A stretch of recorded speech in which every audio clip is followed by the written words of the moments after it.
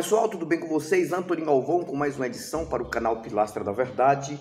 Grato mais uma vez. Hoje tem madeira que dá em doido e tem também o conto do seu vigário e o barulho na rua aí de moto, carro, cachorro. Pode acontecer durante o vídeo. É normal e natural quando eu faço vídeo aqui no setor da fábrica. Daqui a pouco vou estar trabalhando, hoje tem uma cabeceira para fazer. E terminando aqui eu já vou adiantar o meu serviço aqui na fábrica. Mas antes disso eu tenho que falar algo muito interessante. Esse vídeo é muito interessante. Você religioso, assista o vídeo, você não vai se arrepender. Vou colocar você para pensar, nem que seja para descer a ripa em mim. Assista, porque voltei com novos argumentos. Um abraço forte de Antônio Galvão a todos do Brasil e fora do Brasil que acompanham este simples e mero canal. Bem-vindos os novos inscritos. É como diz um ditado bem interiorano: de grão em grão a galinha vai enchendo o papo. Aos poucos o canal vai se incorporando e eu tenho muitas histórias legais para falar aqui para vocês. Esse vídeo tem um tema específico e o tema é sabotagem mental, ou seja, mente sabotada. Isso aconteceu comigo. Então fica aí que você não vai se arrepender. Só que antes de o argumento ser falado por mim em um comentário meu, para ilustrar o que eu tenho para falar, eu vou relatar uma história. Essa história é ilustrativa do que eu vou falar. E o religioso que está aí assistindo, que gosta de assistir para colocar o seu comentário, descendo a ripa com pau de quina. Quando eu digo madeira de dar em doido, eu não falo de pessoas. Eu falo de bater num sistema enganador, mentiroso, religioso e nas mentiras da religião. Enfim, quando nós usamos a expressão um Deus aqui, isso não quer dizer que a gente acredita nele. Não. A gente fala de um personagem inventado. Porque ateísmo, na verdade, é a descrença da existência de uma divindade. Somente isso. Não é nem a descrença da divindade, porque a divindade não existe. É a descrença da existência de uma divindade. Vamos para frente. Presta atenção.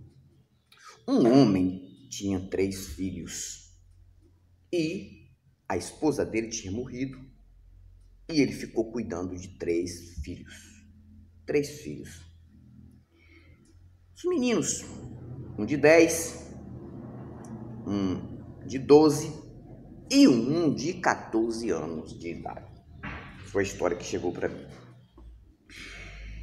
E ele habitava na roça com seus 3 filhos, num sítio que ficava a uma distância de uns 20 quilômetros da cidade.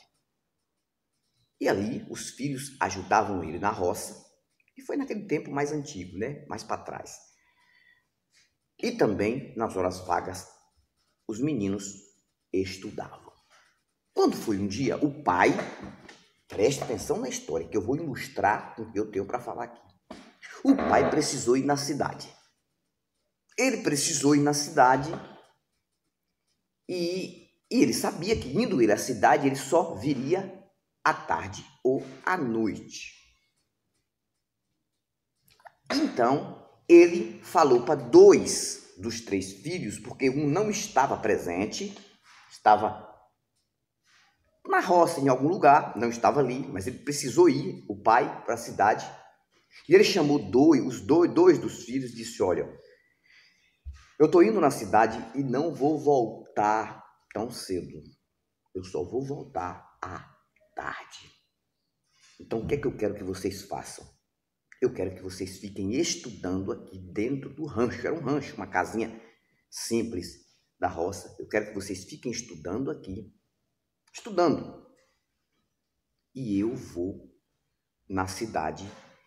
E a recomendação, eu quero que vocês não briguem, porque se eu chegar e saber que vocês brigaram, não vai ser fácil. E naquele tempo apanhava mesmo. Madeira de doido. Naquele tempo, criança. É a favor disso, Antônio? Não. Eu sou contra qualquer tipo de violência. Mas naquele tempo era assim. Eu apanhei muito também na infância. Apanhei. Fui criado com minha avó e minha avó era mais brava do que minha mãe, se você não sabe. vacilou, eu caía da madeira de Daindu. Era. Então é o seguinte, e ele falou para 2 dos filhos, disse, olha, quando o irmão de vocês chegar, fala para ele que eu falei que vocês fiquem aqui estudando os 3 aqui, enquanto eu volto da cidade. Resumindo, o pai deslocou para a cidade. De repente, o filho que estava ausente chegou. Quando o filho que estava ausente chegou, olha que história. Os 2 que ouviram a ordem do pai, falaram a ordem para o filho, para o irmão, totalmente diferente. Porque, segundo eles, o irmão era sapeca. O irmão não ia deixar eles estudarem do jeito que eles queriam, não ia deixar eles se concentrarem ali. Os 2 irmãos inventaram o seguinte, chegou para o irmão que estava ausente e disse, ó, meu pai foi na cidade e deixou uma ordem para você. Para mim, sim, para você. Mandou te entregar esta ordem. E qual foi a ordem que meu pai deixou? E isso era o menino mais novo. Dos 3, era o mais novo. E disse, olha,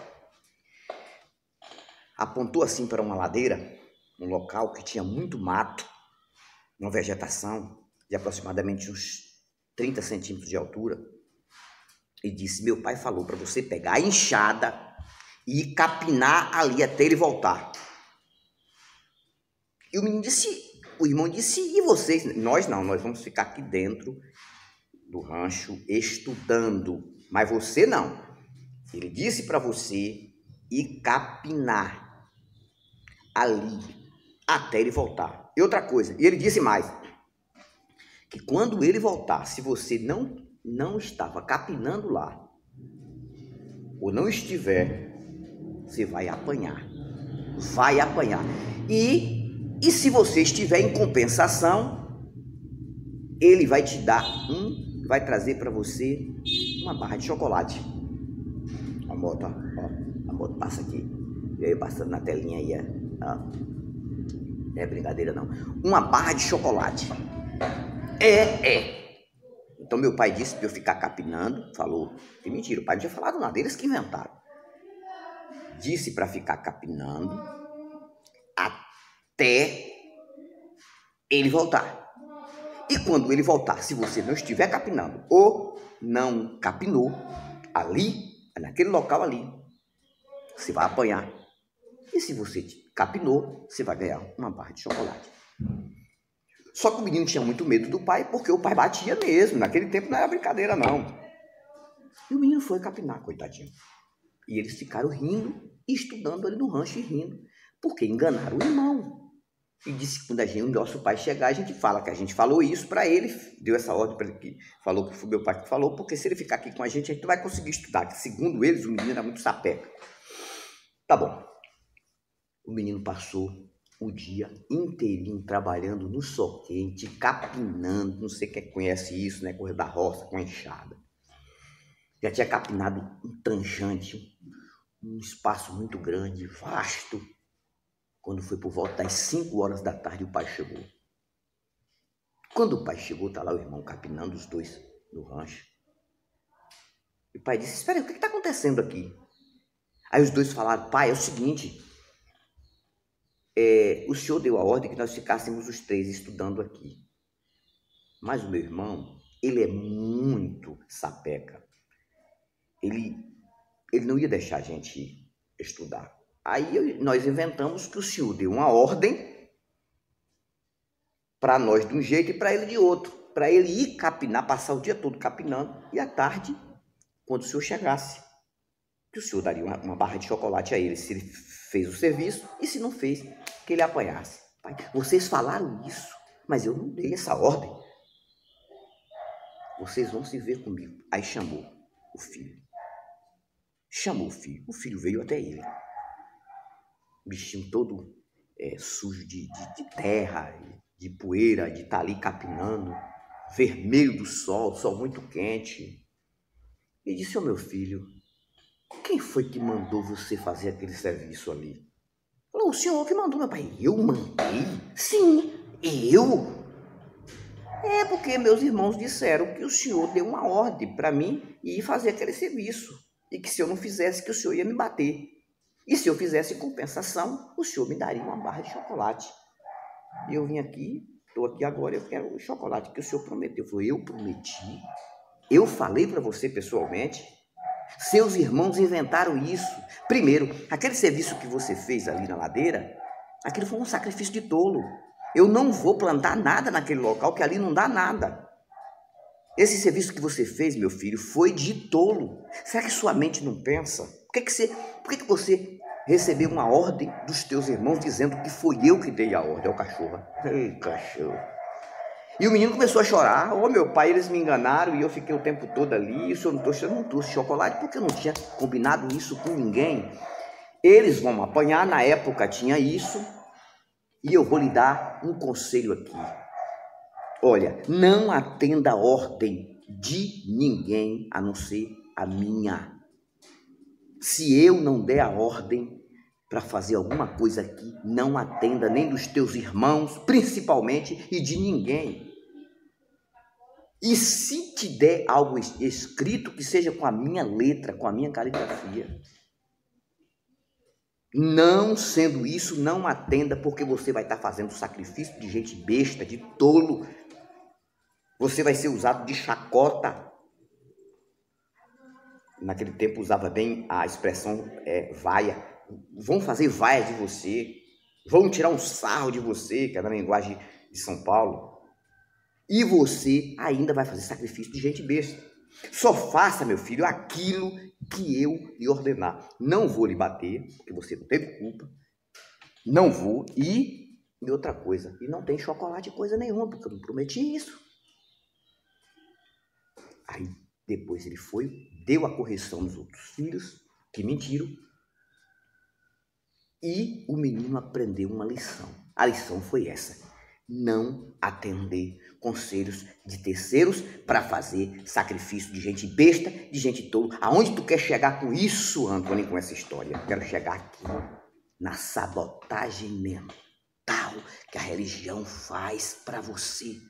Que esses irmãos, entre aspas, fazem para você. Com este livro aqui, que está escrito por mãos humanas.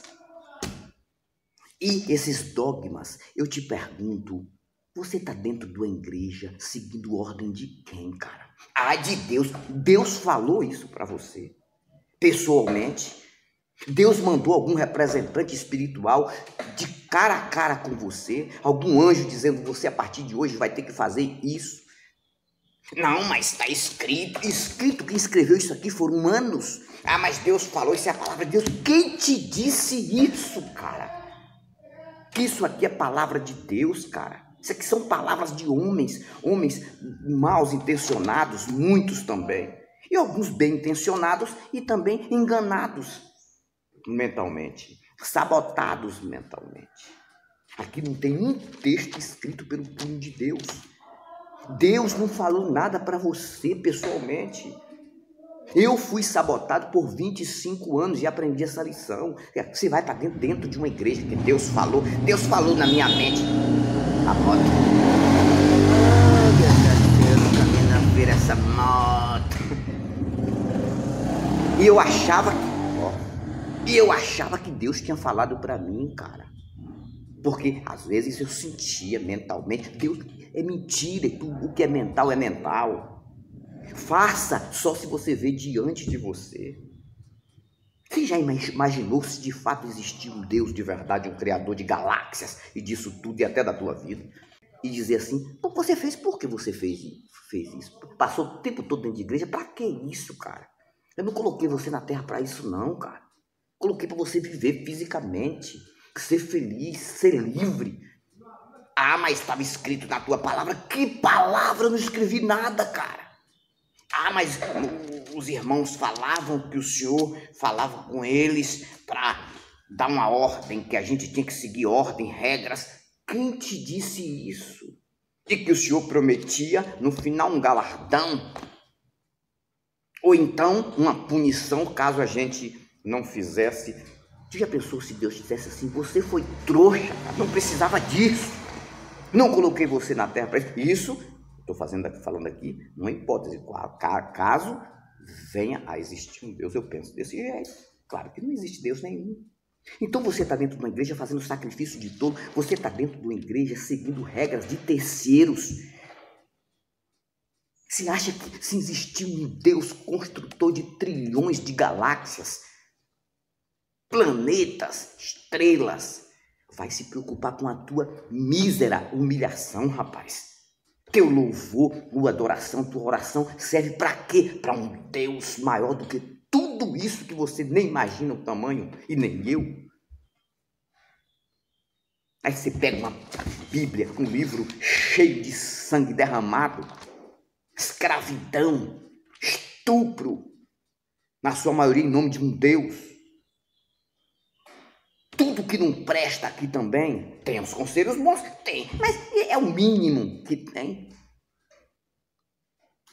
Um Cristo que morreu há 2000 anos atrás, dizendo que naquela época mesmo ele viria e não veio até hoje 2000 e tantos anos.